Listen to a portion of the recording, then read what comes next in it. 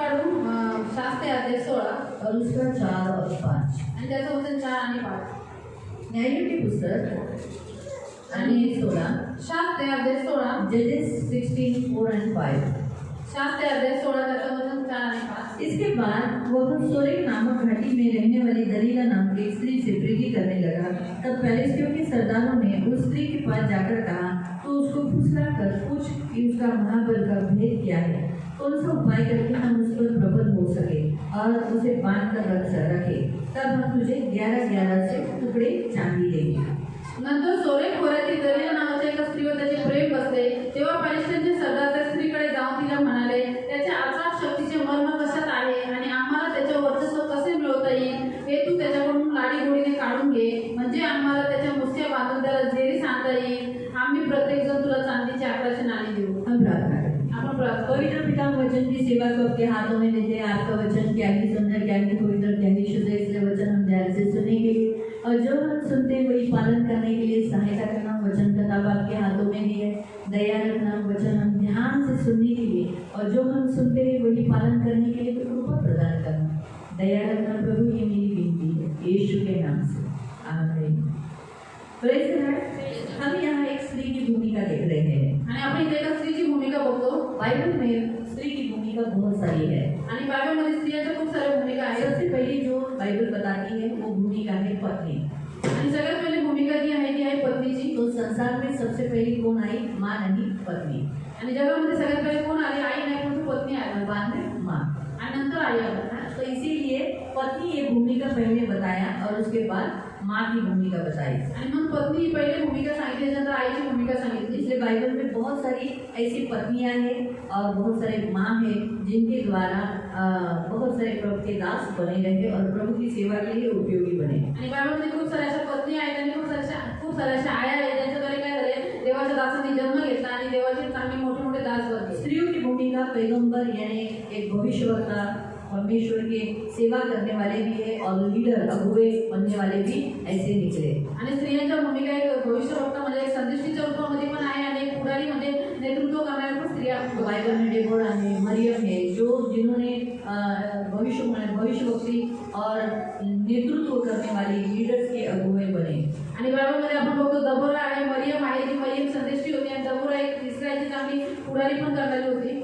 भक्ति की भी भूमिका स्त्रियां बताती है बाइबल में। आणि बायबलमध्ये स्त्रियांची भूमिका भक्तीमध्ये पण सांगितलेली आहे। जैसे रूथ है, सारा है, आणि जसं रूथ आहे, सारा आहे, हन्ना आहे। तो इनके द्वारा हम भक्ति, परमेश्वर की भक्ति की भूमिका हम उन स्त्रियों के द्वारा सीखते हैं। आणि या स्त्रियांच्या द्वारे आपण देवाची भक्ती करण्याची भूमिका आपण बघतो। साथ साथ स्त्रियों के द्वारा सावध रहना, ऐसी स्त्रियों के द्वारा जो इजबेल के जैसे दुष्टई को भी दर्शाती है। आणि काही काही स्त्रियांपासून सावधान राहायला सांगितलं, जशी इजबेल आहे की स्त्री काय करते, दुष्टाईला पण तो दर्शवते। स्त्रियां की कुछ भूमिका बाइबल में ऐसी भी है जो दुष्ट है, आज्ञा उल्लंघन करने वाली है, बुरी है। आणि बायबलमध्ये अशी पण स्त्रियांची भूमिका आहे ज्या स्त्रिया वाईट आहेत, दुष्ट आहेत, आज्ञा उल्लंघन करणाऱ्या आहेत आणि वाईट आहेत। और परमेश्वर की योजना में खुला करने के लिए, परमेश्वर के कार्य करने के लिए जिन्होंने महत्वपूर्ण भूमिका निभाई, ऐसी भी स्त्रियां बाइबल में हैं। आणि बायबलमध्ये अशा पण स्त्रिया आहेत की ज्यांनी देवाचं कार्य पूर्ण करण्यासाठी, देवाची योजना सफल करण्यासाठी महत्त्वपूर्ण भूमिका घेतली। तो बाइबल में जो स्त्रियों की भूमिकाएं हैं, यानी जो बाइबल उनके बारे में बताता है, उसके द्वारा परमेश्वर हम स्त्रियों को और पुरुषों को भी बहुत कुछ सिखाता है। आणि बायबलमध्ये ज्या स्त्रियांच्या भूमिका आहेत ज्यांच्यावरती बायबल आपल्याला सांगतो, तर या स्त्रियांच्या द्वारे आपल्याला पण आणि पुरुषांना पण देव भरपूर काही शिकवतो। जैसे बाइबल में बहुत सारी पत्नियां हैं, आणि बायबलमध्ये खूप साऱ्या पत्नी आहेत। सारा है, सारा आहे, हवा है है ना, और राहेल है। राहेल आहे। ऐसी बहुत सारी पत्नियां के बारे में हम देखते हैं। आणि खूप साऱ्या पत्नीच्या बद्दल आपण तो बघतो। हम कैसी पत्नी होना है तर आपण कशी पत्नी व्हायचे वो बाइबल हमें बताती है। ते आपल्याला बायबल सांगतात। बहुत सारी माँ है, आणि खूप साऱ्या आया जैसे आहेत। हन्ना जिसने अपना बेटा परमेश्वर के लिए दिया, सैमुअल की माँ। आणि जशी हन्ना शमूएलची आई तिने आपला मुलगा देवासाठी दिला, तो हम ये देखते हैं कि हम कैसी माँ बनेंगे। तर आपण कशा आई बनू? अपने लिए बच्चे को रखते रखेंगे या परमेश्वर को दे देंगे। आणि आपला मुलगा आपल्यासाठी राखून ठेवू की देवाच्या सेवेला देऊ? तो हम कैसी स्त्री बनना चाहते हैं? तर आपल्याला कसं स्त्री घर में रहकर काम कर करने वाली या कैसी भविष्यवक्ती? आणि घरात राहून कामकाज करणारी की एखादी संदेशी बनायची, या फिर हमें लोगों को नेतृत्व करने वाली, लोगों को चलाने वाली स्त्री, किंवा लोकांचं पुढारी पण करायचं, त्यांचं नेतृत्व करायचं, त्यांना चालवणारी स्त्री बनायची। या रूथ बनेंगे जिसके द्वारा लोग परमेश्वर, एकमात्र परमेश्वर है जो वहाँ कुछ भी नहीं, वहाँ सब कुछ कर सकता है। किंवा रूथ सारखं म्हणायचं की जिथं देवच एकमात्र देव आहे, जिथं काही नाही, सगळं काही शुद्ध झालं, देव तिथून उत्पन्न करतो सर्व या काही ऐसी करतो. स्त्री उन स्त्रियों से सावध रहो इजबेल के समान। किंवा इब्रिसारखी दुष्ट स्त्री ज्या स्त्रिया तुम्ही सावधान राहायला पाहिजे. ऐसी जो भूमिकाएं जो बताई गई है उनके बारे में क्यों बताई गई है, ताकि उनके द्वारा बाइबल उनके द्वारा हम स्त्रियों को सिखाता है। आणि अशा सर्व स्त्रियांच्या भूमिका का सांगितल्या बायबलमध्ये, कारण की बायबल आपल्याला त्या स्त्रियांच्या द्वारे काहीतरी शिकवतो. तो आज हम दिलेला के बारे में सीखेंगे। तर आज आपण दलिलाबद्दल शिकू. वो एक फाइलेस की स्त्री है आणि ती एक बलिष्ठ स्त्री आहे. और हम देखते हैं कि शिमशोन एक प्रभु का अच्छा दास जिसको एक न्यायी बोलकर इसराइल को चलाने के लिए चुना हुआ है। आणि आपण इथं बघतो की शमशोन हा जो प्रभूचा एक चांगला दास आहे, जो न्यायी आहे, जो शास्त्र आहे, त्याला इस्रायल लोकांचा न्याय करण्यासाठी देवाने निवडले. और वो उससे प्रेम करने लगा। आणि तो त्या स्त्रीवर प्रेम करू लागला. और हम देखते हैं कि प्रियो ये स्त्री को कुछ लोग आकर फुसलाकर कहने लगे और उसे लालच दिया। आणि या स्त्रीला काही बलिष्ठ लोक येऊन बोलायला लागले, तिला लालच दिला, लोभ दिला. मतलब वो एक निर्बल स्त्री है आणि ती एक निर्बळ स्त्री आहे और दूसरा लालची है। आणि दुसरी ती लालची पण तो आहे. हम देखते हैं कि दिलेला एक लालची स्त्री है आणि आपण बघतो की दलिला ही एक लोभी स्त्री आहे, जिसने क्या किया, जिसने पैसों के आहारी जाकर, पैसों के लालच में जाकर उसने एक परमेश्वर यहोवा के सेवक से विश्वासघात किया, कपटी स्वभाव धारण किया, स्वार्थी बनी और स्वार्थी वर्तन करके उसका जीवन उसने खराब किया। आणि आपण इथं बघतो की दलिला ही एक लोभी स्त्री आहे, जिने काय केलं की पैशाचं लालच घेऊन तिने देवाचा एवढा मोठा दास जो सेवक होता, शमशोन होता, त्याच्यासोबत तिने विश्वासघात केला, ती स्वार्थी बनली आणि त्याच्या नाशाचं कारण ठरली. तो बाइबल हमें लालच के विषय पर यानी लोभ के विषय पर हमें निषेध करता है, यानी खास उसके विषय पर जागरूक करता है। आणि बायबल आपल्याला खास करून लोभाचा विरोध करायला सांगतो, त्याच्याविषयी जागरूक करतो. तो लालच यानी लोभ, ये ज़्यादा अपने पास पैसा रहना ये नहीं, लेकिन हमेशा पैसों की हाव रखना, हमेशा चिंता उसी के पैसों के ही बारे में रहना, इसका उसका मतलब है लालच उसका बताता है। आणि आपल्याकडे पैसे असणे ही गोष्ट चांगली आहे, परंतु नेहमी पैशाच्या विचारामध्ये राहणं, त्याच्यात चिंता करणं, ह्या गोष्टीविषयी देव लालच सांगतो. बाइबल बताता है लालच एक पाप है, मूर्ति पूजा के समान पाप है। आणि बायबल आपल्याला सांगते की लोभ जे आहे ते मूर्ती पूजेसारखं पाप आहे. पौलुस ने कुलसियों की पुस्तक में मूर्ति पूजा के साथ उसकी तुलना की है। आणि पौलांनी कलोसिकरांच्या पत्रामध्ये मूर्ती पूजेसोबत लोभाची पण तुलना केलेली आहे. तीसरा अध्याय आणि कलोसिकरांस पत्र अध्याय 3 और उसका 5वां वचन। आणि त्याचं 5वं वचन. कुलसियों की पत्री अध्याय 3 उसका 5। आणि कलोसिकरांस पत्र अध्याय 3 त्याचं 5वं वचन. तर पृथ्वीवरील तुमचे अवयव म्हणजे जार कर्म, अमंगळपणा, काम वासना, कुवासना व लोभ याला मूर्तिपूजा म्हणावे, हे जीवे मार्ग. हाँ, तो मूर्ति पूजा हम नहीं करते थे। तर मूर्तिपूजा आपण करत नाही, बाइबल में आज्ञा दी गई है तो मूर्ति पूजा नहीं करना। कारण की बायबलमध्ये आज्ञा दिली आहे की तू मूर्तिपूजा करू नकोस. लेकिन हम जब मूर्ति पूजा करते नहीं करते, आणि ज्यावेळेस आपण मूर्तिपूजा नाही करत, लेकिन अगर हम लोभ करते हैं, परंतु जर आपण लोभ करतो, जहाँ लिखा है लोभ को मूर्ति पूजा के बराबर बताया गया है, आणि लोभ याला मूर्तिपूजेसारखं पाप सांगितलेलं आहे, तो लालच एक मूर्ति पूजा के समान पाप बताया गया है। आणि लालच हे एक मूर्तिपूजे समान पाप सांगितलेलं आहे. और परमेश्वर नहीं चाहता कि हमारे मसीहों के अंदर लालच हो, क्योंकि लालच इंसान को बिगाड़ देता है और खराब कर देता है और परमेश्वर से दूर कर देता है। आणि देवाची इच्छा आहे की आपल्या ख्रिस्ती लोकांमध्ये लोभ असावा, लालच असावा. का? कारण की लालच लोकांना बिघडवते, त्यांना वाईट करून टाकते आणि त्यांना देवापासून दूर करते. तो लालच एक पाप है। तर लालच लोभ करणं एक पाप आहे. बाइबल हमें बताता है इसके कारण बहुत सारे विश्वासी क्या हो गए, परमेश्वर से दूर गए हैं। तो लालच क्या करता है, विश्वासियों को परमेश्वर से दूर कर देता है। आणि लोभामुळे खूप सारे विश्वासी आहेत ते देवापासून लांब गेलेले आहेत. पण लोभ काय करतं, विश्वासी लोकांना आपल्याला देवापासून दूर करतं. आप पढ़ेंगे पहला तिमोथी की पत्री अध्याय 6, फर्स्ट तिमोथी, आपण काढू पहिले तिमोथेला पत्र अध्याय 6 और उसका 10 है। आणि त्याचं वचन 10 पासून. कारण द्रव्याचा लोभ, नहीं एक काम करेंगे 6 से पढ़ लेंगे। आपण 6 पासून वाचून. चित्त समाधानासह भक्ती हा तर मोठाच लाभ आहे. हाँ, लेकिन संतोष सहित आनंद के साथ संतुष्ट रहना, उसके साथ भक्ति ये बड़ी कमाई है, यही सबसे अच्छी कमाई है। फिर आपण जगात काही आणले नाही हाँ, आणि आपल्याला त्याच्यातून काही नेता येत नाही. हम कुछ जगत में लाए नहीं, हम कुछ लेके जाएंगे नहीं। आपल्याला अन्न वस्त्र असल्यास तेवढं तृप्त असावे. आपके पास खाना पीना है, पहनने के लिए कपड़े हैं, रहने के लिए घर है, तो आप संतुष्ट रहना चाहिए। फिर परंतु जे धनवान होऊ पाहतात ते परीक्षेत, पाशात आणि माणसांना नाशात व विध्वंसात बुडवणाऱ्या अशा मूर्खपणाच्या व बाधक वासनात सापडतात। धनी होना पाप नहीं है। परमेश्वर यीशु मसीह की इच्छा है हम धनी हो, इसलिए प्रभु यीशु क्या हुआ, हमारे लिए गरीब हुआ। लेकिन बहुतायत लोग क्या करते हैं, धन कमाने के लिए गलत चुनाव करते हैं, जैसे इलीगल से पैसा कमाना, चोरी चालाकी करना, या ड्रग्स बेचना, दारू बेचना, या गंदा काम करना। ये जो सारे काम करके जो धनी होना चाहते हैं वो रॉन्ग है। आप धंधा करते हो, कोई भाजी बेचते हो या कोई खाना बना रहे हो, आप खाने का खानावड़ बनाए और उससे आप अमीर होते हो तो ये पाप नहीं है।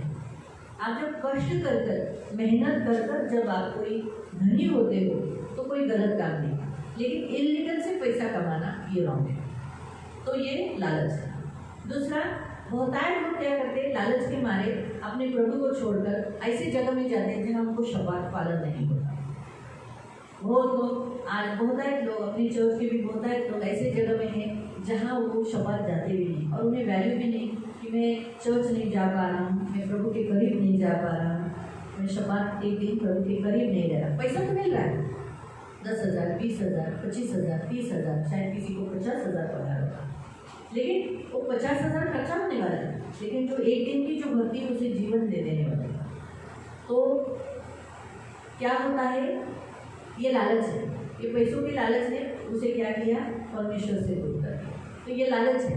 तो लालच अपनी पैसों का नहीं होता है, जैसे ढीले को पैसों का लालच है, किसी किसी को पैसों का ही नहीं, किसी के आदमी का लालच होता है, औरत का लालच होता है, घर का लालच होता है, या फिर जैसे जवान लड़कियां हैं तो उन्हें लड़कों का लालच रहता है जो जिससे वो प्यार करती है ना। मैं आपको एक गवाही बताती हूँ कि एक पास्टर प्रीचिंग करते समय प्रभु के आत्मा ने उसे कहा कि उसका एक व्यक्ति का नाम लेकर उसे कहा कि तुझे मैंने सेवा के लिए बुलाया है, लेकिन तू जिस लड़की के पीछे है वो लड़की तुझे प्रभु में कभी बढ़ने नहीं देगी।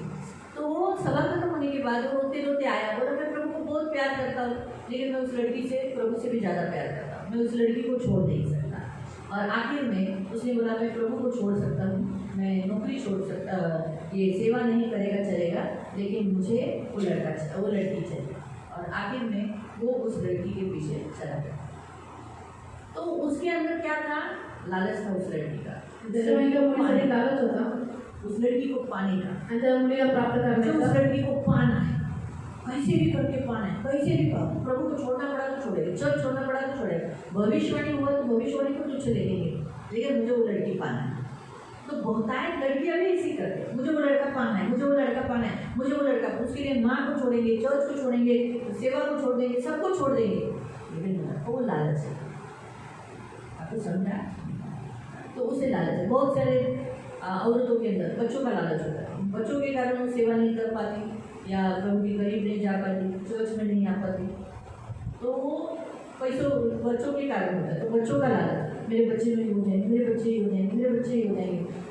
तो हमेशा बच्चों का ख्याल, प्रार्थना में भी बच्चों का ख्याल, हर समय बच्चों का ख्याल, पति का ख्याल, पति को किसी को पति का, किसी को पति का ख्याल। तो हमेशा उसी सोच में रहना, वही तो लालच है, लोग कहा जाता है। हमारी सोच मसीह, अभी हम प्रार्थना में बैठे तो हमारी सोच में मसीह होना चाहिए, मसीह का अध्ययन होना चाहिए, मसीह के लोग होने चाहिए, मसीह के ज्ञान हम इधर ही होने चाहिए। हमारे मन में पति क्या कर रहा है, मेरे बेटे क्या कर रहे हैं, मेरे सास क्या कर रही है, मेरे ससुर क्या कर रही है, वो सोच नहीं। आपको समझ में आए? तो जरूरी नहीं, बाइबल में क्या लिखा है, तू किसी वस्तू का लालच न कर। बाइबल काय लिहिलं आहे की तू कुठल्याही गोष्टीचा लोभ करू तो सिर्फ पैसों का लालच नहीं होता है, फक्त पैशाचाच बहुत सारे प्रकार होते लालच के, आणि लोभाचे खूप सारे प्रकार असतात, बहुत सारे लालच। तो दिलेला के द्वारा परमेश्वर हमें आज यह सिखाता है कि दिलेला एक ऐसी सुंदर स्त्री है, बहुत खूबसूरत स्त्री, आणि दलीला एक सुंदर स्त्री आहे, लेकिन वो लालची क्या फायदा उस सुंदरता का, जिसने एक प्रभु के दास को गिरा दिया। आणि त्या सुंदरीचा काय फायदा, त्याने एका देवाच्या दासाला पाठवलं, उस दास के गुप्त भेद उसने खोल दिए, आणि त्या दासाचे गुप्त भेद तिने खोलले। उसे क्या दिया गया था, 1100 चांदी के टुकड़े दिए गए थे, चांदी के कुछ कॉइन दिए गए थे, जिसके कारण वो भेद, उसका पावर कहाँ से है, सत्ता कहाँ से है, उसको कहाँ वो पावर मिलती है, वो जान के लेने के लिए, और उसने वो बताई जिसके कारण वो अंधा हुआ, उसके बाल काटे गए, वो गुलाम बना, चक्की पीसने लगा और बाद में मर गया। आणि ते 1100 चांदीचे नाणे तिला देण्यात आले का, कारण की शिवशोनाच्या शक्तीचं मर्म ओळखण्यासाठी, आणि तो भेद ते मर्म तिने सांगितलं परीक्षित सरदारांना. त्यामुळे काय झालं, त्याने शिवशोनाला पकडलं, त्याचे केस कापले, त्याचे डोळे फोडले आणि तो गुलाम बनला आणि तो चक्की पिसायला लागला. तो गलत रीति से धनी होना जो चाहते हैं वो लोग क्या करते हैं, यहाँ जो लिखा है, तो आप मेहनत कर रहे हो, बिजनेस कर रहे हो, हाँ, तब आप धनी हुए, वो गलत नहीं है। तुम्ही काम धंदा करून जर धनी होता तर ते चुकीचं नाहीये. अलग तरीके से यहाँ लिखा है, तब परीक्षा आएगी, फंदे में फंसेंगे, बहुत सी व्यर्थ और हानिकारक लालसा में फंसोगे, और जो मनुष्य को क्या कर देगी, बिगाड़ देती, बिगड़ जाती है इंसान, और फिर विनाश के समुद्र में डुबा देती। तो विनाश का समुद्र क्या है, आणि नाशाच्या समुद्रात बुडून टाकतात. नरक. 10 वचन. कारण द्रव्याचा लोभ सर्व प्रकारच्या वाईटाचे एक मूळ आहे. तो रुपयों का लोभ सब प्रकार की बुराई का जड़ है। त्याच्या पाठीस लागून किती विश्वासापासून बहकले आहेत. कितने लोग इससे क्या हो गए, विश्वास से भटक गए आणि त्यांनी स्वतःच पुष्कळशा खेदांनी भोसून घेतले. अपने आप को दुखों की छन्नी बना ली है। तो इसलिए ये जो लालच जो है, जो इंसान के अंदर आता है, वो परमेश्वर की ओर से नहीं है, ये संसार की ओर से है।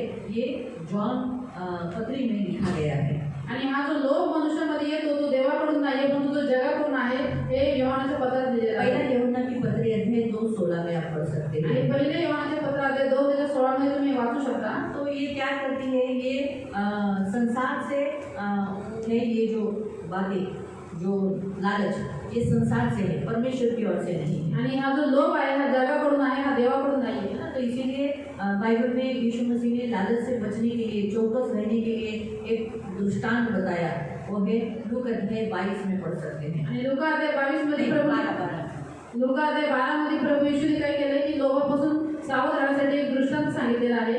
वहाँ पर एक अमीर आदमी है, आणि तिथे एक श्रीमंत मनुष्य आहे. और उस अमीर आदमी ने, मतलब अगर आप 13 से वहाँ पढ़ोगे, आणि 13 पासून पुढे जर तुम्ही वाचलं तो वहाँ एक आदमी कहता है कि प्रभु मेरे भाई को कह दे कि मेरी संपत्ति बांट दे करके। आणि तिथे एक मनुष्य प्रभूला येशू म्हणतो की हे प्रभू गुरुजी, मला माझ्या वतनाचा वाटा देण्यास माझ्या भावाला सांग. प्रभु इस काम के लिए आया था क्या, आणि प्रभू हे वाटणी करायला आलेला का, जमीन का बंटवारा करने के लिए, इसका हिस्सा दे दो, इसका हिस्सा दे दो?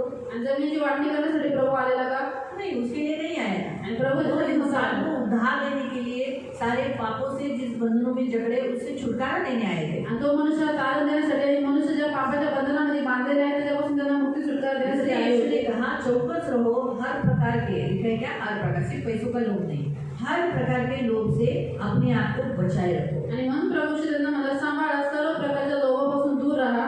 क्यों का, क्योंकि किसी का भी जीवन, कारण कोणाजवळ पुष्कळ संपत्ती असली तरी ती त्याचे जीवन होते असे नाही. तो किसी का भी जीवन उसकी संपत्ति से बढ़कर नहीं, किसी की भी संपत्ति से बढ़कर नहीं। आणि कोणाचंही जीवन त्याच्या संपत्तीपेक्षा जास्त वाढलेलं नाहीये. मालूम है? तो जो प्रॉपर्टी है, जो इस संसार में जो कुछ है, वो उसके लाइफ से बढ़कर है क्या?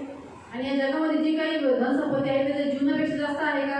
जमीन या उसका पति, किंवा त्याचा नवरा, बच्चे, पत्नी या पराई स्त्री, किंवा मुलं या किंवा जवान लड़का, जवान लड़की, उसके लाइफ से बढ़कर है? तरुण मुलगा तरुण मुलगी आपल्या जीवनापेक्षा जास्त आहे वो का? जो पास्टर ने जो गवाही प्रीचिंग में भविष्यवाणी पवित्र आत्मा की प्रेरणा से किया, अभी वो जवान के लिए वो लड़की बड़ी है या उसका आत्मा बड़ा है, उसका लाइफ बड़ा है?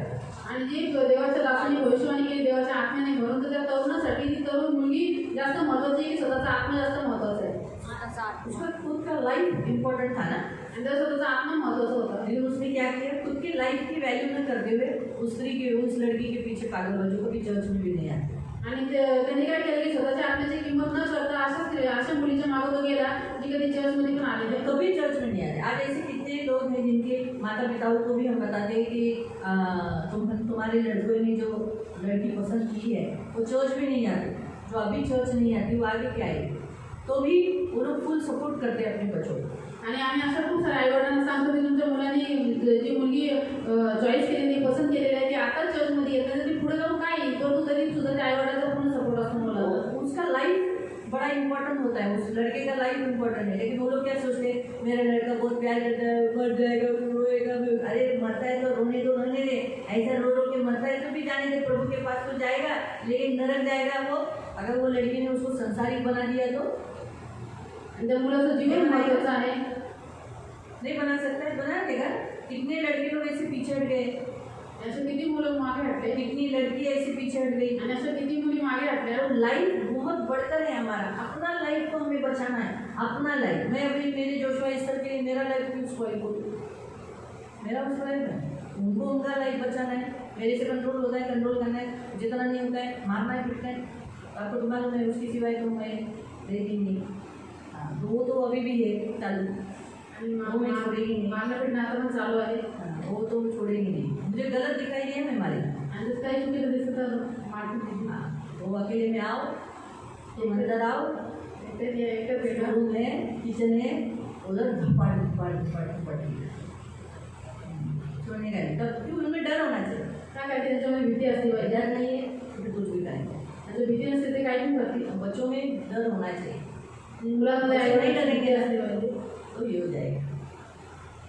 डर होना चाहिए, तो ये जरूरी है. तो इसीलिए प्रियो कहने का उद्देश्य, किसी के कारण अपना लाइफ स्पॉइल मत करो. आणि कोणामुळे स्वतःचा आत्मनाश करू नका. शिमशोन ने यही गलती की, आणि शिमशोन ही चूक केली. अपनी लाइफ की वैल्यू नहीं की. आणि त्याने स्वतःच्या जीवनाची किंमत नाही केली. तो हम दिलेला से एक बात सीखते हैं कि पैसों ने उसको भटका दिया.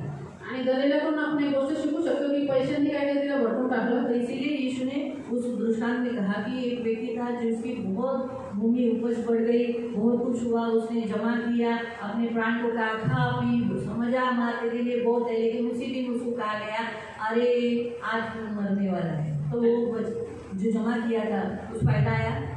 आणि मग प्रभूने त्या धनी व्यक्तीचं दृष्टांत सांगितलं ज्याने आपली कोठारे मोठी केली, खूप त्याच्या शेतीमध्ये पीक आला, अन्नधान्य खूप त्यांनी साठवून ठेवलं. स्वतःच्या जीवाला म्हणलं की हे जीवा खा पी, तुझ्याकडे पुष्कळ दिवस पुरेसा साठा आहे. परंतु देव म्हणतो की आज रात्री तुझा प्राण मागितला जाईल. म्हणजे काय त्यांनी साठवलं त्याचं काय होऊन जाईल ते कोण पाहिजे, असा प्रभूने दृष्टांत सांगितलं. इसीलिए लोग के विरोध में है दया देना. आणि लोकांच्या विरोधामध्ये आहे दया म्हणजे देणं. नीति वचन 22 उसके 9वें वचन में. आणि नीतिसूत्रे अध्याय 22 9व्या वचनामध्ये Proverbs 22 verse 9. आणि नीतिसूत्रे अध्याय 22 त्याचं वचन 9. ज्याची दृष्टी उदार असते त्याचे कल्याण होते, कारण तो आपल्या अन्नातून गरिबांना देतो. हाँ, क्या लिखा है, दया करने पर आशीष करती है क्योंकि वो कंगाल को अपनी रोटी में से देता है ना. तो देने से बढ़ता है. लोग कैसा हमेशा संचय पाना पाना पाना, लेकिन दया क्या करती है, देने से आशीष मिलती है. और लिखा है खास करके कंगालों को अपनी रोटी में से क्यों, देने के कारण उसे आशीष मिलती है. आणि लोक काय करतो, फक्त स्वतःला सगळ्या गोष्टी प्राप्त करतो, परंतु दया काय करते ती लोकांना देते. आणि जो दया करतो तो आपल्या अन्नातून गरिबांना दान देतो. इसीलिए प्रियो बाइबल में हम जब यीशु मसीह के पास आने के बाद प्रभु हमें देने के लिए सिखाता है, ताकि हमारे अंदर लालच नहीं रहे, हम देने वाले बन सके. आणि म्हणून बायबलमध्ये आपल्याला प्रभूकडे आल्यानंतर प्रभू आपल्याला शिकवतो की आपण देणारे असावे. का देणारे असावे, कारण की देऊन देऊन आपल्यामध्ये लालच नसावी, लालच निघून जातो. तो स्त्रियां सिर्फ इसी काम के लिए नहीं है, जो मैंने आपको बताया, पत्नी माता एक अच्छी ये उसके लिए भविष्यवक्ति लीडर्स और भक्ति का जरिया. लेकिन हम ये भी देखते हैं कि स्त्री ने दिलेला की स्त्री के द्वारा हमने एक व्यभिचारी स्त्री भी देखी है, और इसके द्वारा हम एक लोभी स्त्री को भी देखते हैं. आणि स्त्रिया फक्त पत्नी आई किंवा संदेशी बनण्यासाठी किंवा पुढारी पण करण्यासाठी नसतात, परंतु आपण दर्याच्याद्वारे काय बघितलं, एक व्यभिचारणी स्त्री पण बघितली आणि ती स्त्री काय लालची पण आहे. तो हम देखते हैं उस 1100 टुकड़े की चांदी में उसने क्या किया, एक परमेश्वर यहोवा के दास के साथ कपटी और ढोंगी बन गया. तो पैसा इंसान को क्या कर देता है. दिलेला में क्या हुआ, जहाँ वो प्रेम करती थी वो कपटी हो गई. आणि म्हणून 1100 चांदीच्या नाण्यांसाठी तिने काय केलं की देवाचा एवढा मोठा दास त्याच्यावर तिने विश्वासघात केला. ती कपटाने वागली, तिने ढोंग केलं चांगुलपणाचं. म्हणून काय करतं की लोक मनुष्याला कपटी आणि ढोंगी पण. उसने क्या करना, उसने बताया तुझे कितना प्यार करती हूँ. आणि तिने नाटक केलं, तर दाखवलं की तुझ्यावरती किती प्रेम करते, इतनी शक्ति तुम्हारे पास कितनी है, वाह. आणि तुझ्याकडे किती शक्ती कैसे आहे. मिली शक्ति. आणि शक्ती कशी भेटली. ऐसा बोलते उसके अंदर क्या था, उसको पकड़वाना. आणि आतमध्ये तिच्या कपड पैसा गेला. 1100 रुपया मिलेगा.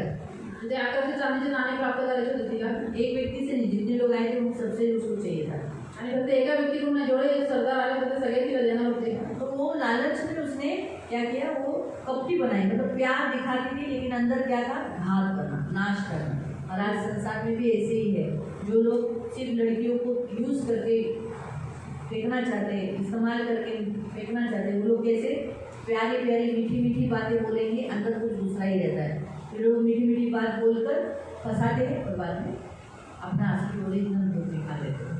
आणि मग जगामध्ये पण आज असंच चालू आहे, ज्यांना मुलींना वापरून सोडायचं असतं त्यावेळेस काय करतात ते खूप गोड गोड गोष्टी बोलतात, गोड गोड बोलून फसवतात आणि त्यांचं काम झालं त्यांचं खरा चेहरा दाखवतात। तो उसने क्या किया? कपट और विश्वासघात।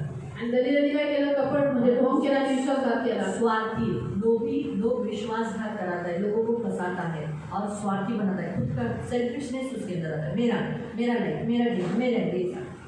आणि लोभी व्यक्ती काय करतो की दुसऱ्यांना फसवतो, धोका देतो, त्याच्यामध्ये स्वार्थी पण येतो, तो फक्त स्वतःचं बघत असतो। तो दिलेला से परमेश्वर हमें सिखाता है कि हमें लालची स्त्री नहीं होना है।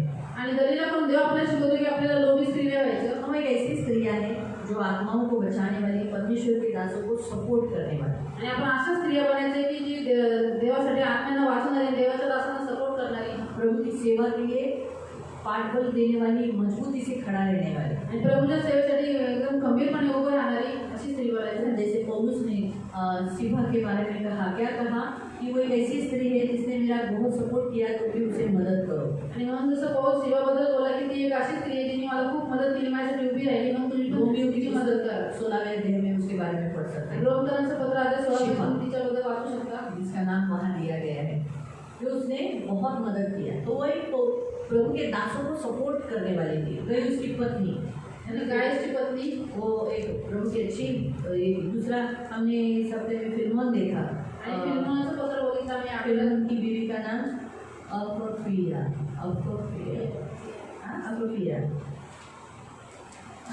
आणि फिल्मोनाच्या पत्नीचं नाव आहे अफिया। उसका नाम है फ्रूटफुल, जिसने अपने पति को फुल सपोर्ट किया। तिच्या नावाचा अर्थ आहे फळद्रूप होणं, जिने आपल्या नवऱ्याला पूर्णपणे सपोर्ट केला, सपोर्ट आणि पूर्ण मदत मिनिस्ट्री केली के लिए।